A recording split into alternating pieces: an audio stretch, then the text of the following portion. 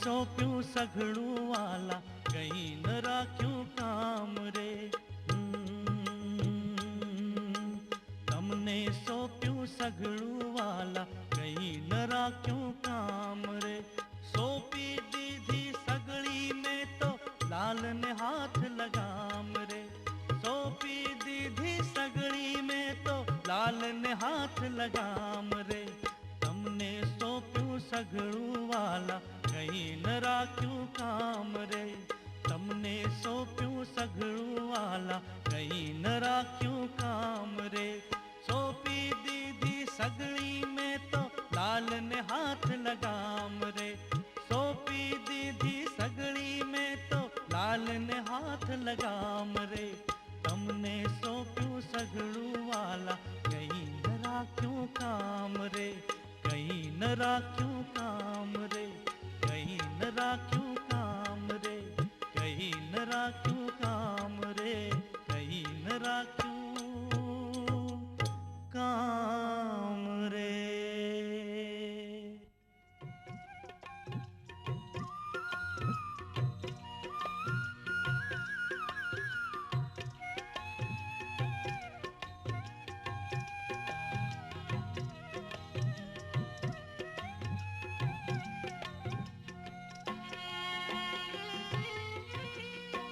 પ્રેમાનંદ તારો કે મારો, પ્રેમાનંદ તારો કે મારો, સમરથ અંતર્યામી.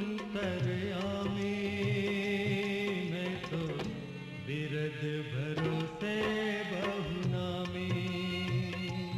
મેં તો બિરદ ભરોસે બહુ નામી. બિરદ ભરોસે બહુ નામી. વાહ પ્રેમાનંદ સ્વામી વાહ. મારો કે તારો, પણ એક ભરોસો ભગવાનનો. મહારાજ, પ્રેમાનંદ સ્વામીના કીર્તનના શબ્દે શબ્દે વિશ્વાસ, ભરોસો, શરણાગતિના સાચા ભાવનું નૂર છતું થતું દેખાય છે.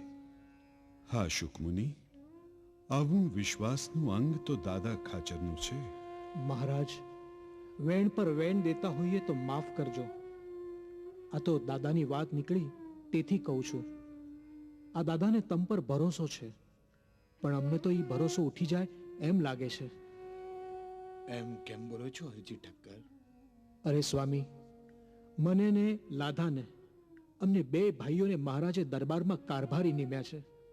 પણ કારભાર હવે ભગવાન ભરોસે મૂકીને ઘરે વિયા જવાનું મન થાય છે. પણ શું કરીએ? હવે એમાં કરવાનું શું હોય વળી? વાતને નહીં યાદ કરવાની ને કદી નહીં ફરિયાદ કરવાની. પૂછો આ દાદા બાપુને પૂછો. બે ભાઈઓ કઈ સંપ કરીને આવ્યા લાગે છે. અરે ના રે ના, એવું કાંઈ નથી સ્વામી. કહો, મહારાજે મને શીદને તેડ્યો છે. સમયો પતે પછી મારા તમને શીદને તેડાવતા હશે. સમજી ગયો સ્વામી. અખાત્રીજનો ઉત્સવ થયો તે હવે મહારાજ હિસાબ જોવા માંગે છે, એમ જ ને? તે લ્યો આ ચોપડાઓ. ગોપાળાનંદ સ્વામી, શુકમુનિ સાથે બેસીને તમે હિસાબ પર નજર માંડો. ભલે મહારાજ. મહારાજ, મોટી બા ને લાડુબા બે બહેનોના શરીરે આજે કસર વધારે દેખાય છે. વૈદ કહે છે કે તાવનું કારણ પકડાતું નથી, કોઈ દવા અસર કરતી નથી. આજે 7 દાડા થઈ ગયા. અરે લાધાભાઈ. હા સ્વામી. હિસાબમાં મેળ બેસતો નથી. મહારાજ, ચોપડો જોતો એવું લાગે છે કે વિગતો અધૂરી લખી છે. લાધા ઠક્કર, હિસાબની વિગતોમાં ક્યાં ગરબડ થઈ છે? મહારાજ, આ દાદાએ આપ માટે કેટલું બધું કર્યું છે ને, કેટલી વિગતો નોંધું. એ વિગતનો પાર આવે એમ નથી. લાદાભાઈ, મહારાજના પ્રશ્નનો જવાબ ના આપ્યો તમે. અરે સ્વામી, શું વાત કરું. તમને શરીરે તાવ હતો, ઠંડી લાગતી હતી, ત્યારે મહારાજની આજ્ઞાથી નવા બંધાતા ઓરડાના ઇમારતી લાકડા ફડાવીને આપના માટે તાપણું કર્યું હતું. તમારી ઠંડી ઉડાડી દીધી હતી. યાદ છે ને સ્વામી? લાદાભાઈ, અમે તમને હિસાબની વિગતો પૂછીએ છીએ. અરે ગોપાળાનંદ સ્વામી, ગામમાંથી ભિક્ષા માંગી આવતા સંતો ખુલ્લામાં રસોઈ કરીને જમતા, એમાં સંતોને ત્રિવિધ તાપ તપાતો. નીચે ધરતી ગરમ ને ઉપર સૂરજ, તો વળી સામે સગડી. ત્યારે પોતાના ઓરડા મહારાજના એક જ વચને પરમહંસોને દઈ દીધા હતા. યાદ છે ને સ્વામી? દાદા ઠક્કર, મહારાજ તમને હિસાબની વિગતો પૂછે છે અને તમે બીજું જ બધું બોલી રાખો છો. લાવો, તમારા હાથમાં પેલો હિસાબનો બીજો કયો ચોપડો છે? જોવા દો તો મને. સ્વામી, એમાં હું જોવાનું? લક્ષ્મીવાડી જુઓ, લક્ષ્મીવાડી. ગામ નજીકની ફળદ્રુપ જમીન પરમહંસોને રહેવા માટે દાદાએ શ્રીજી મહારાજને લખત કરી દીધી હતી. ખરેખર હો, દાદો ઈ દાદો. લાદાભાઈ, હિસાબનો મેળ નથી પડતો, વિગતો અધૂરી છે, તે તમે તમારા તે હું ઈ જ કહું છું સ્વામી. દાદાએ શ્રીજી મહારાજ માટે, સંતો માટે જે કાંઈ કર્યું છે એ તો હજુ પાશેરામાં પહેલી પૂણી છે.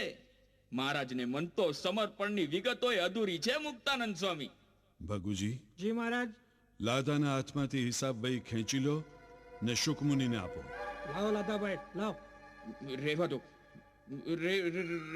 રેવા દો ભગુજી, કહું છું, કહું છું, કહું છું, પોલ ખુલ્લી પડી જાય. પણ લાવો કહું છું ને, લાવ. હાલો સ્વામી. જુઓ સ્વામી, એ ચોપડોય જુઓ. મહારાજ તમારા દાદાની લાજ આજ સુધી ઈ ચોપડામાં ઢંકાયેલી પડી હતી. ઈ ભર સભામાં ખુલ્લું પડી જાય તો ભૂંડું તમારું દેખાય. તેથી હું વાત ફેરવી તોડતો હતો. મહારાજ, વધુ પડતું બોલ્યો હોતો, વધુ પડતું બોલ્યો હોતો, મને માફ કરજો. મહારાજ, મને માફ કરજો. અરે આ શું? ગોપાળાનંદ સ્વામી, ઉધારીના સામાનની વિગતો લાગે છે આ. સ્વામી, શું વિગત લખી છે એમાં? મહારાજ, 20 કળશી અનાજ ઉપરાંત ઘી તેલના માટલા, ગોળના ભેલા, મરી મસાલા તેજાના વગેરે વગેરે છેલ્લા 20 દિવસથી દરબારમાં ઉધારી લવાય છે. હરજીભાઈ, જી મહારાજ. કેમ આમ થયું? મહારાજ, દાદાના બાગના જે ખડા છે તે પર ભાવનગર રાજ્યની ચોકી બેઠી છે.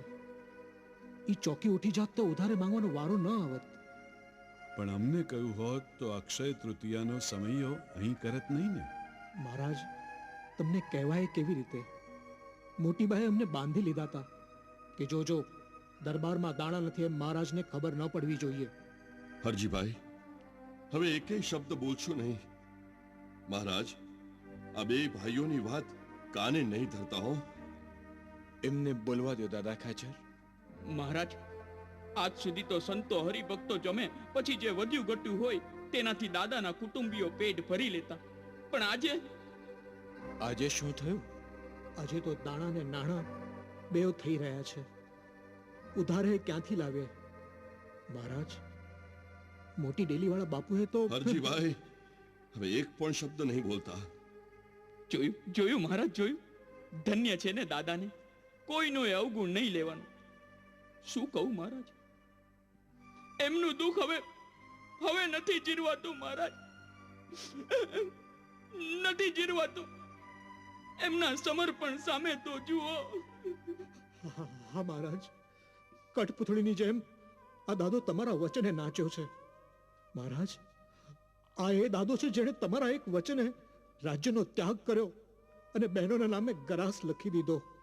મહારાજ, 3 દીમાં 3 વાર તમે દાદાનું રહેઠાણ ફેરવ્યું, બધું જ ફર્યું, પણ દાદાનું અંતર ન ફર્યું. અરે એકવાર તો આ દાદાને તમે ઠીકરાની જેમ ઠેબે ચડાવ્યો. રિસાઈને તમે ગાડામાં બેઠા તો દાદો બળદના પગ તળે સૂઈ ગયા. ત્યારે એનો પગ ખેંચીને ભર દરબારે તમે જાતે ઢસડીને હડસેલી મૂકેલો. ને તો પણ એને તમારા વિશે ક્યારેય અભાવ આવ્યો નથી. બસ બસ બસ, હવે બંધ કરો તમારી વાત. મારા ગુણ દેખાડીને મહારાજને ભોઠા પાડો છો તમે. દાદા, બોલવા દો એમને. તારી ભક્તિની વિગતો અમને ભારે મીઠી લાગે છે.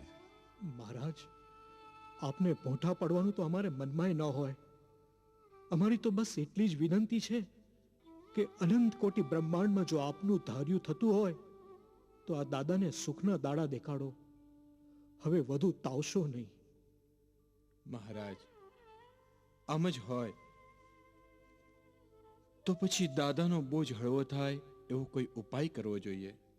આપ જ સૂચન કરો સ્વામી.